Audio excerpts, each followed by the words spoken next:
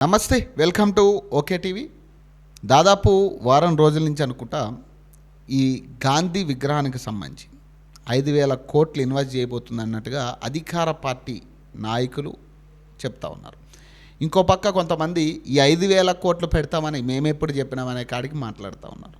ఏదేమైనా కానీ మధు అపార్ట్మెంట్స్కి సంబంధించి, మధు పార్క్ అపార్ట్మెంట్స్కి సంబంధించి అపార్ట్మెంట్ మొత్తం ఏ బ్లాక్ బి బ్లాక్ రెండు కూడా ఖాళీ చేయించాలనే ఉద్దేశంతో వాళ్ళని ఇబ్బందులు పెడుతున్నట్టుగా వార్తలు వస్తూ ఉన్నాయి. అక్కడ ఉన్న పబ్లిక్ కూడా మాట్లాడుతూ ఉన్నారు ఈ అంశం మీద. ఎట్టి పరిస్థితుల్లో కూడా మేము చావనైనా చేస్తాం, కానీ అక్కడ మేము ఖాళీ చేసే పరిస్థితే లేదు అంటూ కూడా వాళ్ళు తెగేసి చెప్తా ఉన్నారు. సో ఇక్కడ రెండు విషయాలు, మూసీ సుందరీకరణ చేయాలా, శుద్ధీకరణ చేయాలా, మూసీ డెవలప్మెంట్ చేయాలా, మూసీ శుద్ధీకరణ చేయాలంటే ముందు మూసీ శుద్ధీకరణ చేయాలి. ఎందుకు మూసీ శుద్ధీకరణ చేయాలి? అసలు మూసీ వాటర్ ఇప్పుడున్న పరిస్థితిలో కనీసం దాని పక్కన నివసించే పరిస్థితి కూడా లేదు. మీరు ఏదైనా చేయాలనుకుంటే ముందు మూసీ నీళ్ళని కలుషితం కాకుండా కాపాడగలగాలి. మూసీ వాటరు కలుషితం అవుతూ ఉంది. నల్గొండ ప్రాంతం దగ్గర నుంచి ఫ్యాక్టరీలోంచి వస్తున్న ప్రతి వేస్టేజ్ కూడా ఇదే మూసీ నదిలో కలుస్తూ ఉంది. దీని మీద గతంలో కూడా నేను వీడియోలు చేసిన, ఎట్లా కలుస్తుంది, ఆ ఫ్యాక్టరీ వాటర్ కలవడం వల్ల ఏం జరుగుతూ ఉంది. తర్వాత సిటీలోకి రాగానే నేరుగా సిటీలో డ్రైనేజ్ పైప్ లైనే మూసీ నదిలోకి ఉంటున్నాయి. డైరెక్ట్ డ్రైనేజ్ పైప్ లైన్ తీసుకొచ్చి మూసీ కాలువలో కలుపుతూ ఉన్నారు. ముందు మనం చేసేది ఏంది, ఏం చేయాలనుకుంటున్నాం? డెవలప్మెంట్ అనే పేరు మీద ఉన్న ల్యాండ్లన్నీ కూడా అక్రమంగా లాక్కునే ప్రయత్నం చేస్తున్నాం. అది కూడా ఎవరి ల్యాండు? ప్రజల ల్యాండ్. సో ఇప్పుడు మధు పార్క్ అపార్ట్మెంట్దే తీసుకుందాం. వాళ్ళు దాదాపు అక్కడ 30 ఏళ్ళ నుంచి అక్కడ ఉంటున్న వాళ్ళు. ఆ చుట్టుపక్కల మొత్తం కూడా ఆర్మీ ఏరియా. దాని అపార్ట్మెంట్ ఫ్రంట్ బ్యాక్ సైడ్ కూడా ఆర్మీ ల్యాండ్ ఉంది. మరి దాన్ని మీరు ఎట్లా బఫర్ జోన్గా నిర్ణయించారు? సో మొన్నటి వరకునేమో 12 అడుగులు అని మీరు చెప్పారు. ఇప్పుడు మళ్ళీ దాన్ని 50 అడుగులు బఫర్ జోన్ అని చెప్తా ఉన్నారు. ఇందాకపోతే ఎఫ్టీఎల్ పరిధిని కూడా నిర్ధారించే ప్రయత్నం చేస్తూ ఉన్నారు. అంటే ఎఫ్టీఎల్ పరిధి అంటే ఎక్కడికి వస్తుంది? కరెక్ట్గా అపార్ట్మెంట్ వాల్ దాకా వస్తూ ఉంది. అపార్ట్మెంట్ ఏదైతే ఈ బేస్మెంట్ ఉందో బేస్మెంట్ దాకా కూడా ఆ ఎఫ్టీఎల్ పరిధి చూపిస్తూ ఉన్నారు. అంటే ప్రభుత్వానికి ఒక క్లారిటీ లేదా, లేకపోతే ఇప్పుడు క్లారిటీ తెచ్చుకునే ప్రయత్నం చేస్తున్నారో అర్థం కాని పరిస్థితి కనపడుతూ ఉంది. 50 మీటర్ల బఫర్ జోన్ ఎట్లా నిర్ధారించారు? ఫస్ట్ మీరు ఏ బేసిస్ మీద నిర్ధారించారు 50 మీటర్ల బఫర్ జోన్ పెడుతున్నాం అన్నట్టుగా? ఇది ఎప్పుడు మీరు నిర్ధారించాల్సిన అవసరం ఉంది? అసలు మూసీ నీళ్ళ పరిస్థితి ఏంది? ఇప్పుడు మధు అపార్ట్మెంట్కి సంబంధించి మీరే రిజిస్ట్రేషన్లు చేశారు. అదే ఎంఆర్ఓ ఆఫీస్లో రిజిస్ట్రేషన్లు జరిగాయి. మరి ఎంఆర్ఓ ఆఫీస్ ఎవరిది? గవర్నమెంట్ది కాదా? గవర్నమెంట్ కాదా వాళ్ళకి రిజిస్ట్రేషన్ చేసింది? మరి అప్పుడు రాని బఫర్ జోన్ ఎఫ్టీఎల్ ఇప్పుడు ఎందుకు చూపిస్తూ ఉన్నారు మీరు? మరి ఎంఆర్ఓకి మరి కళ్ళు పోయినాయా? కళ్ళు పని చేయట్లేదా? బుర్ర పని చేయట్లేదా? ఎంఆర్ఓకి చదువుకోలే? మరి అతనికి తెలీదా ఇది ఎఫ్టీఎల్లో ఉంది, బఫర్ జోన్లో ఉంది? మరి అప్పుడే చెప్పేది ఉండే కదా.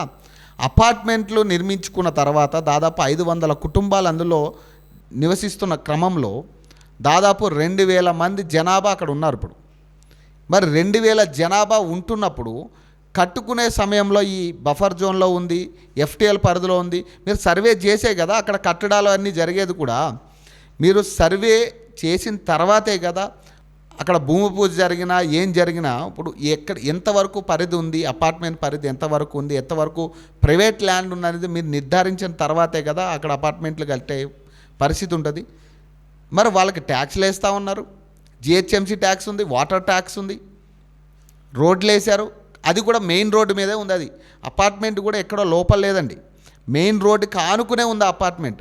మరి ఇప్పటి వరకు అధికారులకు కళ్ళు మూసుకుపోయి పని చేయలేదా, లేకపోతే నాయకులకి ఏమైనా కళ్ళు దొబ్బాయా? నాకు అర్థం కావట్లేదు. ఇందాకే జస్ట్ ఆ మధు పార్క్ అపార్ట్మెంట్ వాళ్ళతో మాట్లాడొచ్చిన. వాళ్ళు ఏం చెప్తా ఉన్నారు క్లియర్గా ఒకటే వాళ్ళు చెప్పేది, అసలు సుందరీకరణ పేరు మీద మమ్మల్ని ఖాళీ చేయించాల్సిన పని ఏంటి? అసలు సుందరీకరణ ఏం చేయాలి? ఇప్పుడు ఇంత అర్జెంటుగా సుందరీకరణ హైదరాబాద్కి అవసరమా? ఒకే అంశాన్ని వాళ్ళు మాట్లాడుతూ ఉన్నారు. మూసీ నది ప్రక్షాళన చేయాలి, సుందరీకరణ కాదు. మీరు పార్కులు కట్టుకోవాలనుకుంటే ఉన్న గవర్నమెంట్ జాగాలో కట్టుకోవాలి. ఇప్పుడు వచ్చి 20 ఏళ్ళ కిందట ఉన్న లేదు అది బఫర్ జోన్లో ఉంది, ఎఫ్టీఎల్లో ఉందని మీరు ఎట్లా డిసైడ్ చేస్తారు? మరి 20 ఏళ్ళ కిందటి నుంచి ఉంటున్నప్పుడు మరి ఇప్పుడే కొత్తగా ఈ బఫర్ జోన్ అనేది ఎందుకు కనపడతా ఉంది మీకు? అది కూడా ఈ మిడిల్ క్లాస్ వాళ్ళని టార్గెట్ చేసి, పేదవాళ్ళని టార్గెట్ చేసి మాత్రమే ఈ ఎఫ్టీఎల్ బఫర్ జోన్ అనేది నిర్ధారిస్తూ ఉన్నారు. కేవలం పేదవాళ్ళ అవసరాల కోసమే వస్తూ ఉంది. ఇది పెద్దవాళ్ళ అపార్ట్మెంట్స్ ఇప్పుడు కూడా రండి, మూసి నది మీద కడతా ఉన్నారు కొన్ని అపార్ట్మెంట్లు. అక్కడ ఇప్పుడు కడతా ఉన్నారు, 20 ఏళ్ళ కిందట కాదు, ఇప్పుడు పర్మిషన్లు ఇచ్చి దాన్ని కడతా ఉన్నారు. ఇప్పటికీ పరిస్థితి ఏంటి? వీటిని ఎవరు నిర్ధారించాలి? ఇవన్నీ కూడా మీకు లెక్కల్లోకి రావు. ఇవే ప్రశ్నలు నేరుగా అక్కడ అపార్ట్మెంట్ వాసులు చెప్తా ఉన్నారు. దీన్ని మేము ఖాళీ చేసే పరిస్థితి లేదు, ప్రసక్తే లేదని చెప్తా ఉన్నారు వాళ్ళు. మేము ఖాళీ చేసే ప్రసక్తే లేదు, ఎట్టి పరిస్థితుల్లో మేము చావనైనా చేస్తాం కానీ ఇక్కడి నుంచి కదలమని చెప్తా ఉన్నారు వాళ్ళు అపార్ట్మెంట్ వాసులు. కానీ ఇందాక రాజేందర్ నగర్ ఎమ్మెల్యే ప్రకాష్ గౌడ్ అని చాలా మంచి ఆఫర్ ఇస్తా ఉన్నాడు వీళ్ళకి. ఏం ఆఫర్ అంటే 1000 కోట్లు ఇస్తాడట. 1000 కోట్లు నష్టపరిహారం, ఇక్కడ ఇల్లు ఖాళీ చేస్తున్న వాళ్ళకి 1000 కోట్లు నష్టపరిహారం ఇస్తున్నామని ఇందాక ఆయన అనౌన్స్ చేస్తూ ఉన్నాడు. నేనేమంటా, ఇప్పుడు నీ ఇల్లు కూలగొడతా, ఇప్పుడు మీ ఇల్లు కూడా కూలగొడదాం, కూలగొట్టి ఇదే నష్టపరిహారం ఇస్తామని చెప్తాం, ముందు కూలగొట్టేస్తామని చెప్తాం. ఒప్పుకుంటారా మీరు? 1000 కోట్లు ఇస్తాం మేము, కానీ ఇప్పుడైతే మీ ఇల్లు కూలగొట్టాలని చెప్తాం. ఒప్పుకుంటారా? ఒప్పుకునే పరిస్థితి ఉంటుందా? ఎందుకంటే మన ఇంటి దాకా వస్తే ఒకలా ఉంటుంది, ఇక మంది ఇల్లు అయితే వేరే ఉంటుంది అనమాట. అదే పేదవాళ్ళ ఇల్లు అయితే ఇమీడియట్గా కూలగొట్టవచ్చు మనం. ఇదేం చట్టం ఇది అని ఏం చెప్తా ఉన్నాడు ఒక్కసారి చూద్దాం. ఈ మధు పార్క్ రిడ్జ్ అపార్ట్మెంట్ వాసులకు గుడ్ న్యూస్ అట. అక్కడ నష్టపోతున్న వారందరికీ 1000 కోట్ల రూపాయల విలువైన ready to occupy gated community ఫ్లాట్లు ఇస్తారట. హామీ ఇచ్చిన రాజేందర్ నగర్ కాంగ్రెస్ ఎమ్మెల్యే ప్రకాష్ గౌడ్ అట.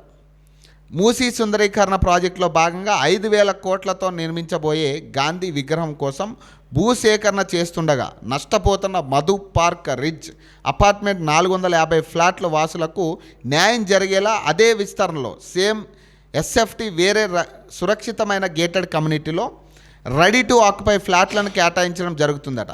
లేదా ప్రస్తుతం మార్కెట్లో ఉన్న రేటు ప్రకారం తగిన నష్టపరిహారం చెల్లించడం జరుగుతుందట. ఇది రాజేందర్ నగర్ ఎమ్మెల్యే ప్రకాష్ గౌడ్ చెప్తా ఉన్నాడు. సాధారణ కార్యకర్త కాదు ఈయన, ఎమ్మెల్యే. నేను ఏమంటున్నా, ఇప్పుడు మీ నాయకులే చెప్తా ఉన్నారు, అసలు ఆ కట్టే విగ్రహం ప్లేస్కి ఈ మధు పార్క్ రెసిడెన్సీకి సంబంధం లేదని నిన్నే మీరు ఒక వీడియో రిలీజ్ చేసినారు. అసలు వీళ్ళని ఖాళీ చేయమని మేము చెప్పలేదని కొంతమంది నాయకులు, మీ నాయకులే మాట్లాడుతూ ఉన్నారు. ఇక దానికి సంబంధించి కూడా ఒక ప్రూఫ్ మాట్లాడతాం. మీ కాంగ్రెస్ నాయకులే మాట్లాడుతూ ఉన్నారు. ఇది మేము ఖాళీ చేయమని ఎవరిని చెప్పలేదు, అక్కడ మీరు ఎక్కడైనా చూపియండి అంటున్నారు వాళ్ళు. అది కూడా మాట్లాడదు, ఎందుకంటే ఇప్పుడు ఎమ్మెల్యే ఇట్లా చెప్తా ఉన్నాడు, మరి వాళ్ళు చెప్పింది కూడా మనం వినాలి కదా. 1000 కోట్లు పెట్టి విగ్రహాన్ని మేము కట్టేసేస్తున్నాం ఇంకొక పుకారు లేపు. నేను బాలరాజు గారు ఇక్కడ రిప్రజెంట్ చేసుకుంటూ వచ్చిండు కాబట్టి నేను బాలరాజు గారు కానీ లేకపోతే కిషోర్ రెడ్డి గారు కానీ నేను అడుగుతా ఉన్నా, ఎక్కడ 5000 కోట్ల రూపాయలు పెట్టి ఈ ప్రభుత్వము విగ్రహం కడుతుందని చెప్పిందో చెప్పాలి. ఇది కూడా సేమ్ అంతే, 1,00,000 కోట్ల కుంభకోణం అని గాలిబాట బట్టగాల్సి మీ మీదే చేస్తే మీరే ఏమైనా అయిపోతారు, మీరు రుద్దుకోరు ఇక తర్వాత. సేమ్ అంతే. నేను మళ్ళీ కూడా చెప్తాను, 5000 కోట్ల రూపాయలు పెట్టి విగ్రహం కడుతుందని ప్రభుత్వం ఎక్కడ చెప్పిందో మీరు చెప్పాలి. అసలు ఈ అపార్ట్మెంట్ దగ్గరనే ఇది కూలగొట్టంట మేము విగ్రహం కడుతున్నామంట. ఇది ఇంకొక బూత్. నేను దానికి కూడా స్పష్టత ఇవ్వదలుచుకున్నాను. ఆ అపార్ట్మెంట్ ఉంటున్నటువంటి జాగా వేరు. అసలు ఆల్రెడీ బాపు గడ్ ఇప్పుడు మెమోరియల్ ఎక్కడైతే మెమోరియల్ స్మారకం అది టూరిజం ల్యాండ్, ప్రభుత్వం ల్యాండ్. ఆల్రెడీ ప్రభుత్వం ల్యాండ్ లో కట్టేటటువంటి ప్రతిపాదన తీసుకొని వచ్చినాము. అసలు దానికి సంబంధమే లేదు. మధు పార్క్ రెసిడెన్సీకి అసలు ఇప్పుడు మేము గాంధీ విగ్రహం కట్టే స్థలానికి సంబంధమే లేదు, దీన్ని పుకారు లేపుతా ఉన్నారు. అసలు 5000 కోట్లతో గాంధీ విగ్రహం కడతామని మేము ఎప్పుడు చెప్పామని కాంగ్రెస్ నాయకుడే చెప్తా ఉన్నాడు. ఒక పెద్ద టీవీ ఛానల్ డిబేట్లో మాట్లాడుతూ ఉన్నాడు ఆయన. మరి ఇప్పుడు కాంగ్రెస్ ఎమ్మెల్యే చెప్పేది నమ్మాలా?